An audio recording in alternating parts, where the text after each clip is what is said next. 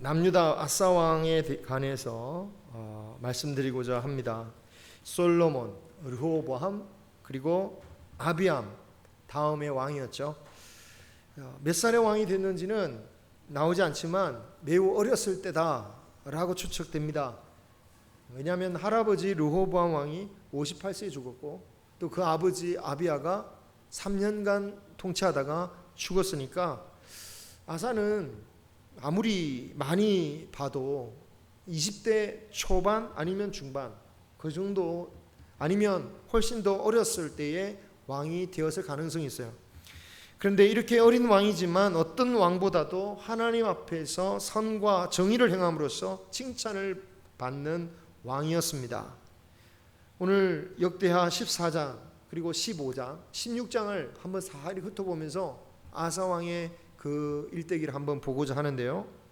14장 3절을 보시면 아사 왕이 유다에 있는 우상과 제단을 파괴하고 4절에 유다 사람들로 하여금 하나님을 찾게 하여서 율법과 명령을 행하게 하였다라고 말씀하고 있습니다. 당시 상황을 생각해 보면 쉬운 일이 아니었을 거예요.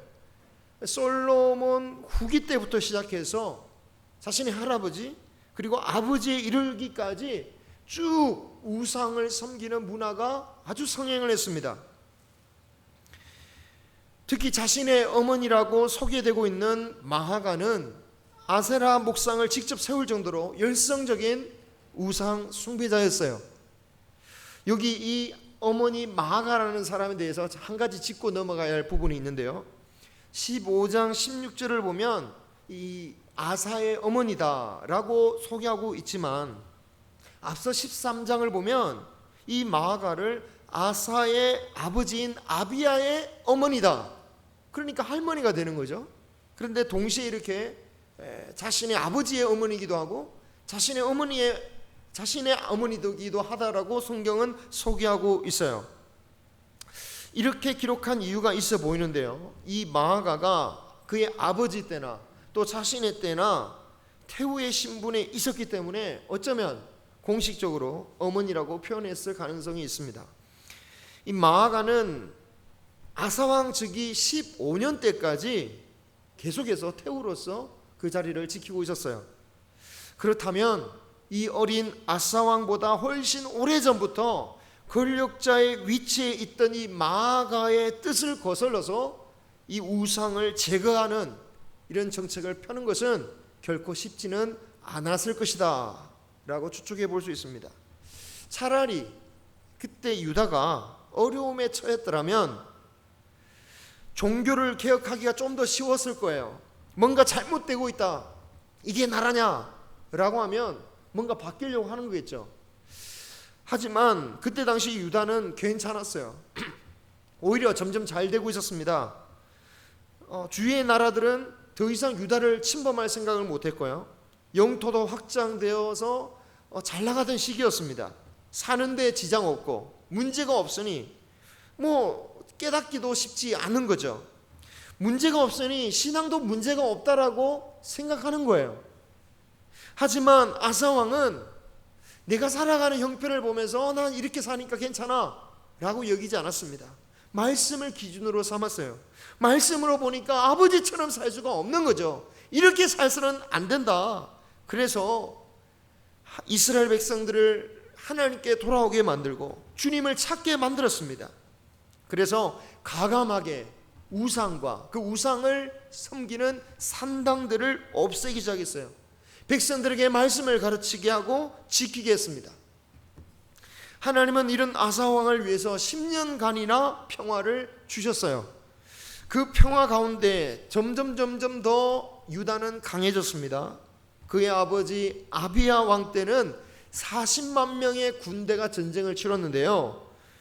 그런데 이 아사 왕의 군대는 이 창을 든 보병이 약 30만 명이었고 활을 쏘는 부대가 28만 명, 도합 58만 명의 군사였다. 단순히 숫자만으로 더 많은 군대가 아니라 이 아사 왕의 군사는 큰 용사였다라고 표현하고 있습니다. 여러분, 이 자신의 아버지 때는 전쟁이 나서 모았던 숫자입니다. 전쟁이 나면 어떻게 합니까? 막 아무나 불러요. 총만 들면 다 나오라고 하는 거죠. 막 동원되는 겁니다. 그러니까 큰 용사라고 할 수가 없죠. 하지만 아사왕의 군대는 전쟁과 상관없이, 전쟁이 없었잖아요. 전쟁이 10년간 없는 중에도 이 정규군으로 58만 명의 군대가 있었다라는 것, 군대의 질적인 면에서 다르기도 하지만 또 한 가지, 그런 큰 군대를 가질 수 있다라는 것은 그만큼의 경제적인 능력이 뒷받침되어야지 가능한 일이죠. 지금도 이 시대도 북한처럼 모든 것을 군사력에만 올인하지 않는다면 이 대규모 군대를 유지할 수 있는 나라는 많지가 않은 겁니다. 물론 그렇다고 해서 이스라엘 군대가 아무것도 안 하고 그냥 군사만 한 건 아닐 거예요. 뭐 농사도 짓고 했겠지만 평상시에 이런 훈련을 할 수 있다는 것은 그만큼의 정말 큰 나라, 강한 나라가 되었다라는 겁니다. 자, 이렇게 평화와 번영의 10년이 지나간 뒤에 위기가 찾아옵니다. 구스 민족이 침략해온 거예요. 구스는 지금의 에티오피아입니다. 이디오피아라고도 불렸죠.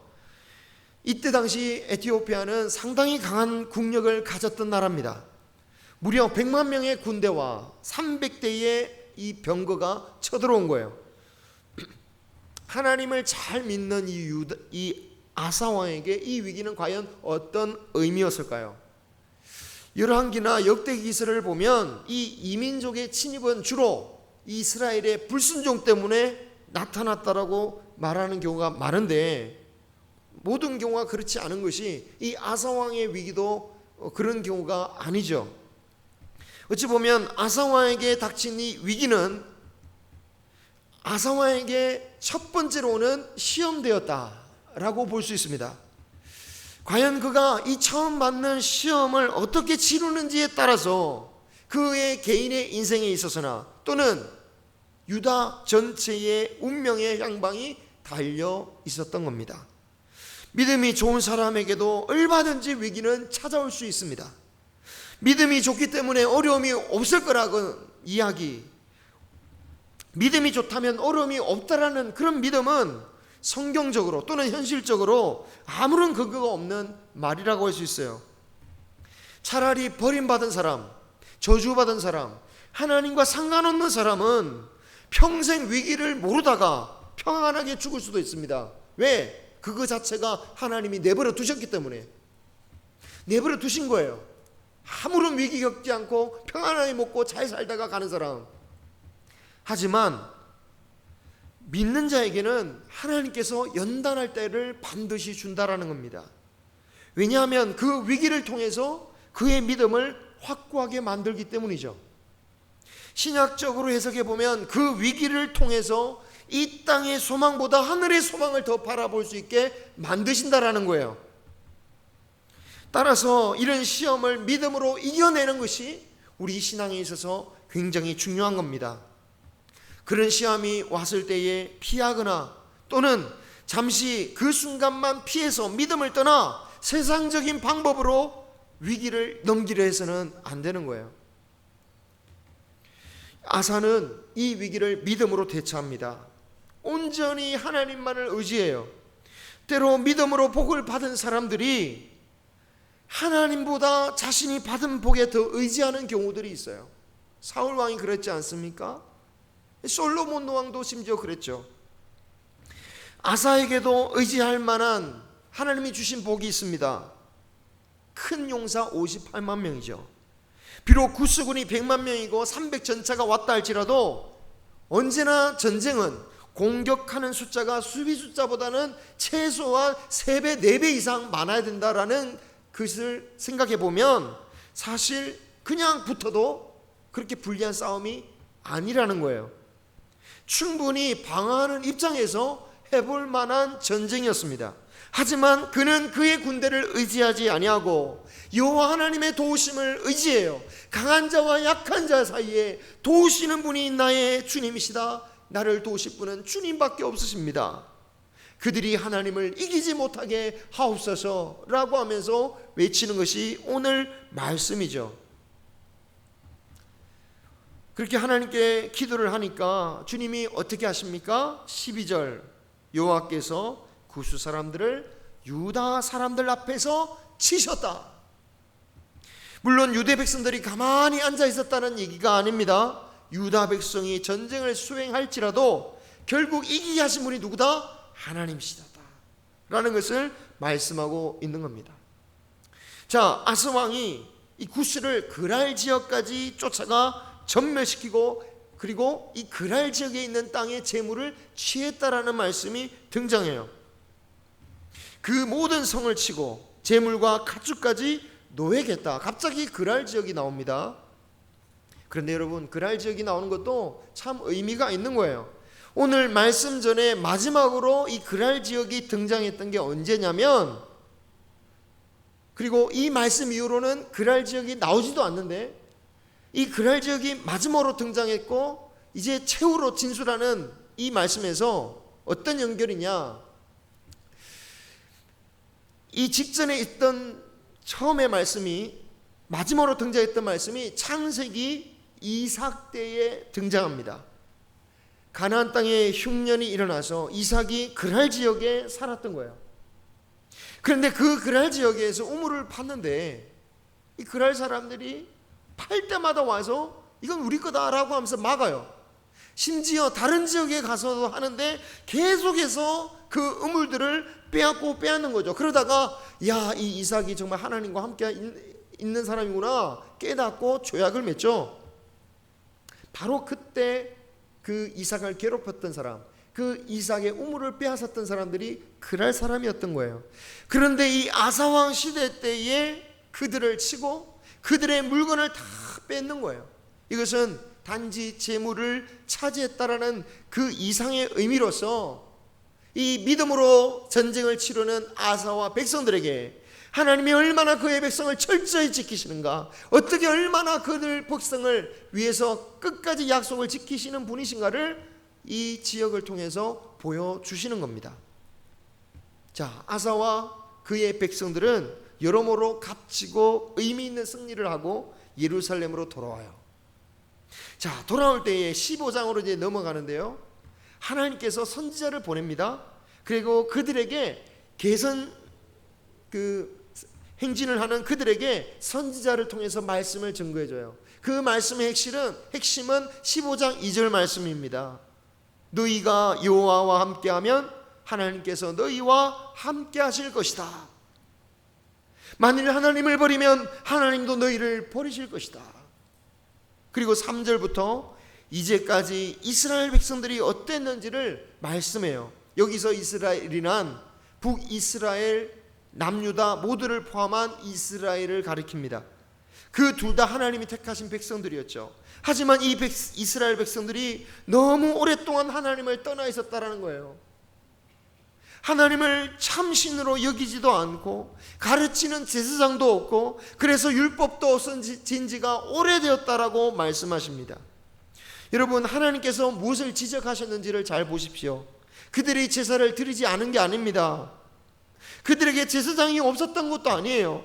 제사장이 있었지만 하나님의 말씀을 제대로 가르치지도 않았고 백성들은 그들의 삶 가운데 하나님의 말씀이 있지도 않았다라는 거예요. 그들은 환난을 당하고 나서야 하나님을 찾았습니다. 4절을 보면 그래도 자비로우신 하나님께서 그럴 때마다, 그들이 찾을 때마다 환난이 와서 찾지만 그런 백성들을 만나주시고 그들의 문제를 해결해 주셨는데, 여러분, 문제는 그런 신앙으로 사는 이스라엘의 삶이 어떻다라고 말하고 있습니까? 그들의 출입이 평안하지 못했다. 마음 놓고 다니지 못할 정도로 불안해하며 살았다라는 거예요. 왜 그렇게 됐습니까? 평안해지면 하나님을 떠나고, 그러니 하나님은 그들을 다시 찾으려고 그들에게 여러 가지 고난을 주시니까 그들의 삶이 평안할 수 없었다라고 말씀하시는 거예요. 자, 여러분, 이 선지자의 말을 들어보니까 그런 면에서 이 승리한 아사와 유대의 백성들에게는 사실 또 다른 위기가 찾아왔습니다. 어떤 위기입니까? 하나님의 은혜로 말미암아 승리하고 기쁨에 도취해 있지만 어쩌면 이 승리에 도취된 순간으로 말미암아 교만해질 수 있는 그 위기가 닥친 거죠. 그래서 하나님은 그들에게 선지자를 보내서 7절에 이렇게 말씀합니다. 너희는 강하게 하라. 뭘 강하게 하라는 것일까요? 하나님을 더 찾으라는 것입니다. 더 하나님을 의지해라. 이렇게 평안하고 승리를 거둘 때 하나님을 더 의지해라 라고 말씀하는 거죠. 만약 아사왕이 그 말을 듣고 자신의 승리의 도취에 있어서 교만해졌다면 이 선지자의 말에 귀를 기울이지 않았겠죠. 게다가 아사왕이 지난 10년간 얼마나 하나님을 잘 섬겼습니까? 내가 어떤 사람인데 감히 나에게 와서 더 잘 믿으라니 버릇없네 라고 생각할지 모르겠습니다.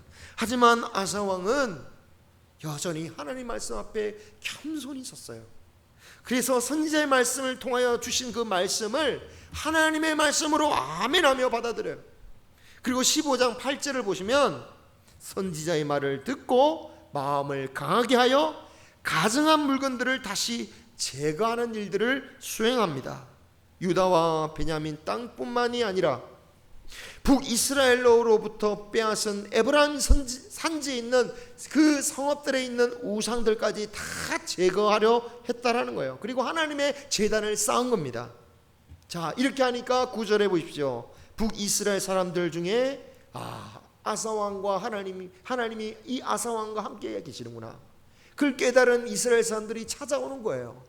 백성들이 더 많아지는 것입니다. 영토가 확정되고 더 안정화되는 거예요. 아사는 이에 멈추지 않습니다. 10절, 아사왕 15년째에 이르러 대대적인 제사를 드립니다. 그리고 백성들에게 신앙을 각성케 만들어요. 이제까지 노력한 물건들 중에 소 700마리와 양 7,000마리로 하나님께 제사를 드립니다.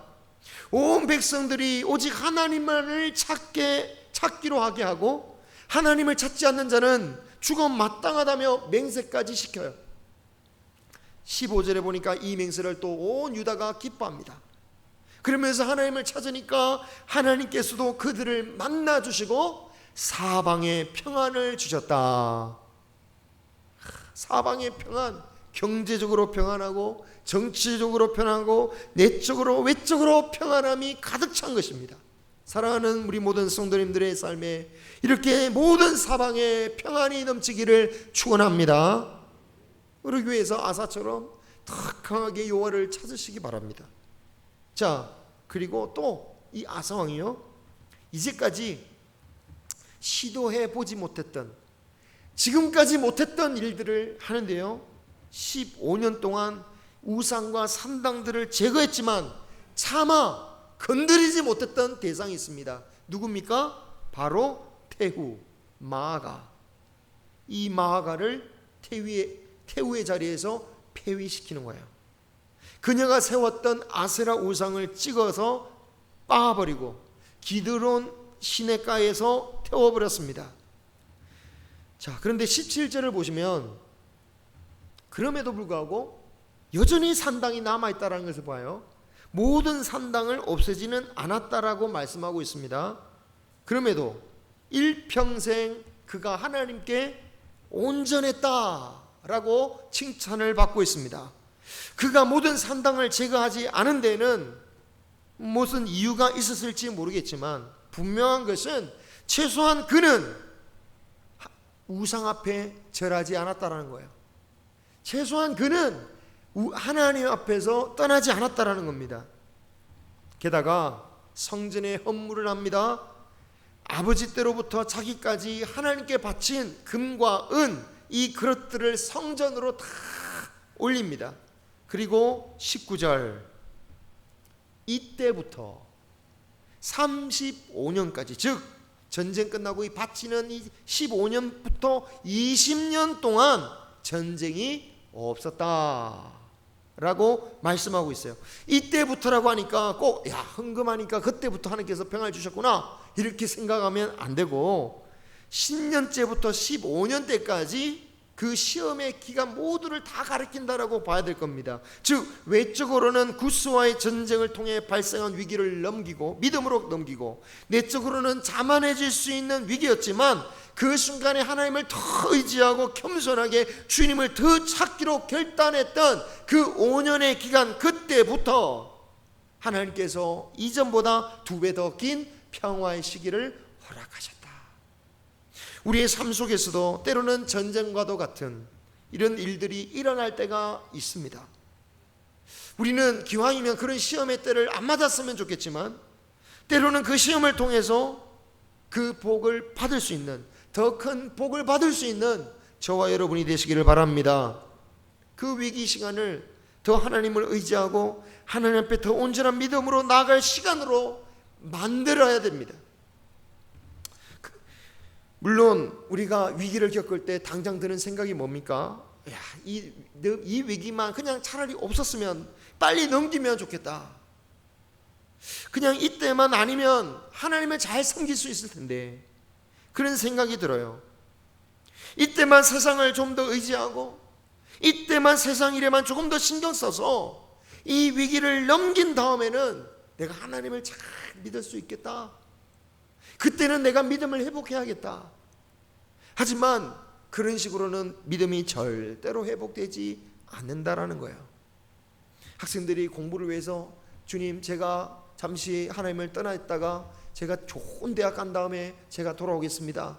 그런 경우를 저는 거의 본 적이 없습니다. 간혹 있어요. 마치 불신자가 예수님 믿는 수준으로.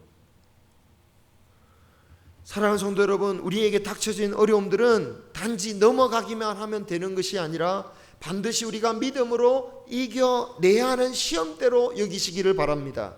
여러분, 시험에 떨어지면 어떻게 되죠? 넘어가집니까? 안 넘어가져요. 붙을 때까지 또 시험을 칠 수밖에 없어요. 이 시험을 거쳐 성숙한 믿음에 이르러야 하기 때문에 하나님은 때로 그 시험이 실패하면 또 시험을 주시는 거예요. 우리가 이 시험을 거쳐서 성숙한 믿음에 이르러야 하고, 또한 그 믿음을 통해서 하나님의 뜻이 이 땅에 이루어지는 것이기 때문에 하나님은 우리를 통하여 뜻을 이루기 위해서라도 우리가 더 성숙해지기를 원하시는 것이고, 그것을 위해서도 우리를 연단시키신다. 아사왕에게도 20년이 지나, 그러니까 아사왕 35년 때에 또 다시 한 번의 시험이 오게 됩니다. 이번에는 북이스라엘 바하사였어요. 바하사는 유단을 공격하려고 성을 건설하였습니다. 사실 25년 전에 구스군의 100만군이 온 것보다 덜한 위협이에요. 직접적으로 쳐들어온 것도 아니고 준비하고 있었던 정도고, 나라의 세력도 에티오피아에 비하면 적은 수준이지 않습니까? 그런데 이 아사왕은 20년 전에 자신이 성전으로 옮겨놓았던 금과 은것들을 다 빼내요. 그리고 그것들을 가지고 아람 왕에게 바칩니다. 그리고 와서 저 북이스라엘 좀 쳐주세요, 부탁을 해요. 하나님을 의지했던 그 아사가 어떻게 된 일인지 변화해서 아람 왕 강대국을 의지하고 있는 것입니다. 물론 그래서 효과는 있었습니다. 북이스라엘은 물러갔습니다. 또 북이스라엘이 짓고 있던 건축자재를 빼앗아서 성을 짓는 데 썼습니다. 힘 안 들이고 전쟁도 안 하고 강대국을 이겨서 침략도 막고 수익까지 얻었으니, 결과론적으로 보면 25년 전 구스 전쟁과 같은 결과다, 아니 더 나은 결과다 라고 할 수도 있겠죠. 하지만 이것은 하나님의 축복이 아니다라는 거죠. 하나님의 축복이 아니었습니다. 하나님께서 하나님이라는 선지자를 보내어 경고하십니다. 하신 말씀은 그거죠. 네가 왜 이렇게 변해버렸니? 옛날에 그런 말 있잖아요. 사랑이 어떻게 변할 수 있니? 어떻게 네가 나를 이렇게 떠날 수 있니? 25년 전 그 100만이나 되는 군대를 네가 어떻게 이겼느냐? 하나님만을 의지해서 이기지 않았느냐? 이제 이 이후로 왕에게는 전쟁이 있을 것이다. 시험을 세상적인 방법으로 피하니까 또 시험을 치르게 되는 겁니다. 물론 벌이라고 할 수도 있겠습니다. 벌이라고 할 수 있겠죠. 하지만 동시에 다시 한번 시험을 치르게 하시겠다는 의미이기도 한 겁니다. 여러분, 이런 선지자의 선포에 아사왕은 어떻게 대처를 합니까? 안타깝지만 이전의 아사왕이 아니었습니다. 크게 화를 내요. 그리고 그 선지자를 감옥에 가둡니다. 하나님의 말씀을 받들던 그 모습은 어디로 가고 자기의 뜻과 맞지 않는 그 말씀을 하니까 어디서 하나님의 말씀, 그게 하나님의 말씀이야? 그건 하나님의 말씀이 아니야. 감히 나의 뜻을 거슬러? 그러면서 선지자를 가둬버리는 거예요. 아사왕은 우상을 섬기지 않았습니다. 하나님을 떠났다고 생각하지 않았습니다. 아마도 그가 말한 것은 이건 하나님의 말씀이 아니라고 했을 거예요.